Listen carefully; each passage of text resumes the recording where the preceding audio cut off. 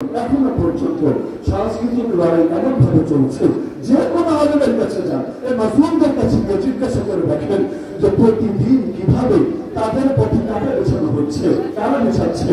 আল্লাহর কসম, এ কথা আমি বহুবার বলেছি, যদি কোনো কাফির এসে আমাকে মারে, যদি কোনো নাস্তিক আমাকে টুকরা টুকরা করে, মনের মধ্যে আলাদা সন্দেহ থাকে, যারা আল্লাহকেই দেখতে পারে না আমাকে কেন দেখতে পারবে, যারা নবীকেই ভালোবাসে না আমাকে কেন ভালোবাসবে।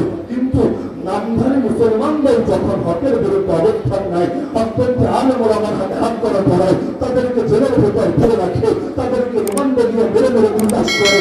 আর সেই জসীমউদ্দিন রহমানের মতো রত্ন, যেগুলো যুগে যুগে খুব কমই জন্মায় দুনিয়ার বুকে, এই মানুষগুলোকে পর্যন্ত টর্চার করে করে আত্মকঙ্কারে পরিণত করে ছাড়ে।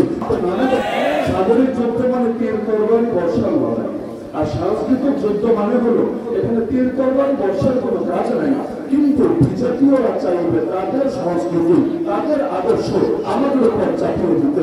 অথচ এটা মুসলমানের দেশ, এই দেশের অধিকাংশ মানুষ ইসলামকে দিল দিয়ে মন দিয়ে প্রাণ দিয়ে ভালোবাসে।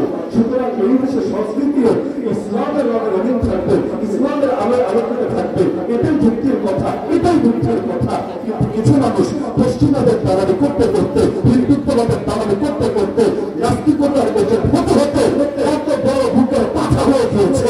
এখন 2024 সালে পর্যন্ত এসে বাংলা জমিনে দাঁড়িয়ে নিজের সামনে প্রকাশ্য বলতে শুরু করে 2024-এ নারীদের পর্দার দরকারকে, 2024-এ রাজ মাহফিলের বিরুদ্ধে নাটককে জোরদার করতে হবে। আর 2024-কে 2024-কে পর্দার সাথে বছরের সাড়ে সম্পর্ককে, তো নারীর পর্দা যদি তোর কাছে 2024-এ প্রয়োজনীয় না হয়, তোর গায়ের পোশাক আমাদের কাছে 2024-এ প্রয়োজনীয় না। তুই তোর গায়ের পোশাক ফেলে ফেল, উপরেরটা নিচেরটা, এরপর শাহবাগ শরীফে গিয়ে দিগম্বর হয়ে দাঁড়িয়ে থাক। যদি তোর কাছে একটু লজ্জা লাগে, তাহলে আমাদের নারীরাও বেপর্দা হোক, তাদের কাছে লজ্জা লাগে। তুই যেমন নিজেকে আড়াল করার গুরুত্ব দিচ্ছিস, আমাদের মা বোনেরাও তাদেরকে আড়াল করার গুরুত্ব দিচ্ছে। পর্দা করলে গরমের দিনে আমাদের মা বোনদের কষ্ট হতে পারে, তাদের কষ্ট হয় না, তোমাদের কষ্ট হয় কোন দুঃখে। তবে কি তোমরা ঈমান বিক্রি করে দিয়েছ অন্যদের কাছে? আবার ব্যাখ্যান হাজির করে, আসলে কোরআন বলেছে, কোরআন বলেছে নজর নত রাখতে, নারীদের বোরকা পরার কি দরকার আছে? ঠিক আছে, কোরআন বলেছে নজর নত রাখতে, আমরাও নজর নত রাখবো। তুই ল্যাংটা হয়ে ভোর রাস্তায় রাস্তায় তাদের মতো করে নজর দেবো না, তুই ল্যাংটা হয়ে থাক। তো নিজের বেলায় যদি মানিস না, আমার মা বোনদের বেলায় মানাতে আসিস না। একটা উদাহরণ, এখনো পর্যন্ত সাংস্কৃতিক লড়াই এমন ভাবে চলছে, যে কোনো আলেমের কাছে যান, এই মাসুমদের কাছে গিয়ে জিজ্ঞাসা করে দেখেন যে প্রতিদিন কিভাবে তাদের পথে কাটা বেছানো হচ্ছে, কারা বেছাচ্ছে।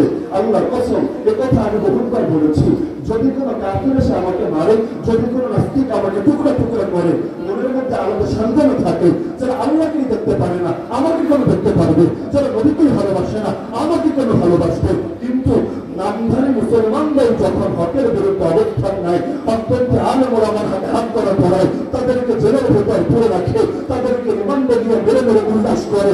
আর সেই জসীমউদ্দিন রহমানের মতো রত্ন, যেগুলো যুগে যুগে খুব কমই জন্মায় দুনিয়ার বুকে, এই মানুষগুলোকে পর্যন্ত টর্চার করে করে আত্মকঙ্কারে পরিণত করে ছাড়ে। তো নামে তো মুসলমানই থাকে, কিন্তু এই মুসলমান নামধারী মানুষগুলো যখন এভাবে ফিরে আসে, আল্লাহর কসম অন্তরে এত রক্তক্ষরণ হয়, এত কষ্ট লাগে, কাফের মুশরিক মারলেও যত কষ্ট লাগতো না। আজকের এই হেফাজতে ইসলামী নোয়াখালী জেলার পক্ষ থেকে আয়োজিত বন্যার্থদের পুনর্বাসন উপলক্ষে আলোচনা সভা, এখান থেকে আমি শেষ করছি ছোট ছোট কয়েকটা বার্তা দিয়ে।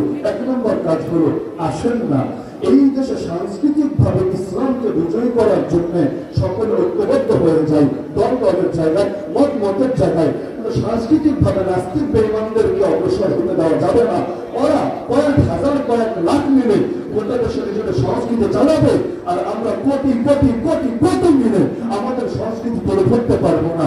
এটা কিছুতেই মেনে নেওয়া হবে না।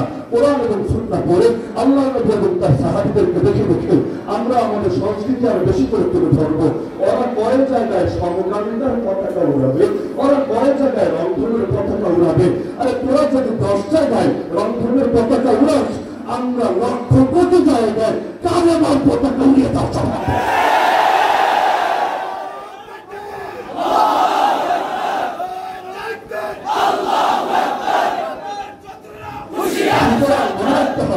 এই লড়াই হলো ইসলাম ভার্সেস জাহেলিয়াতের লড়াই, এই লড়াই হলো মিল্লাত ইব্রাহিম ভার্সেস মিল্লাত নমরুদের লড়াই। সুতরাং এখানে মাঝামাঝি থাকার কোনো অবকাশ নাই।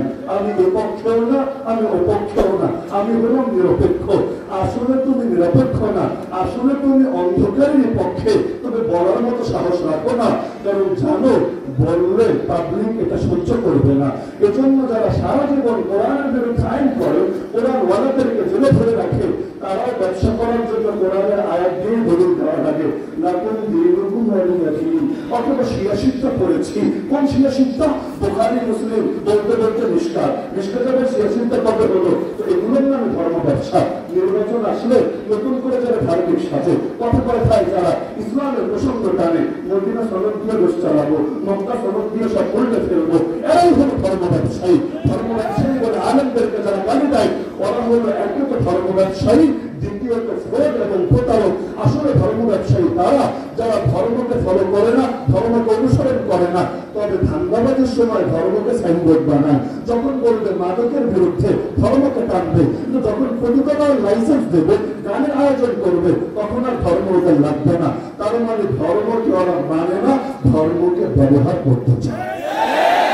তাহলে সাংস্কৃতিক লড়াই আমরা সকলে ঐক্যবদ্ধ হয়ে যাই, প্রত্যেকে নিজের জায়গা থেকে প্রতিটা বাতিলের বিরুদ্ধে আমরা জেগে উঠি। ছোট সাপের কামড়েও মরে, বড় সাপের কামড়েও মরে। কোন বাতিলকে ছোট হবার সুযোগ নাই, কারণ ঘরে আগুন জ্বললে অল্প করে যদি জ্বলে, এক সময় পুরো ঘরে হয়তো পুরো ছাই হবে। সুতরাং একটা ফেতনাকেও ছাড় দিবেন না, শুধু চিন্তা করবেন এভাবে, আল্লাহর নবীর একজন মাত্র সাহাবী আজ 2024 জীবিত থাকলে কি করত? আল্লাহর নবীর একজন সাহাবী জিন্দা থাকলে যা করত, আমরা নবীর ওয়ারিসরা তাই করব।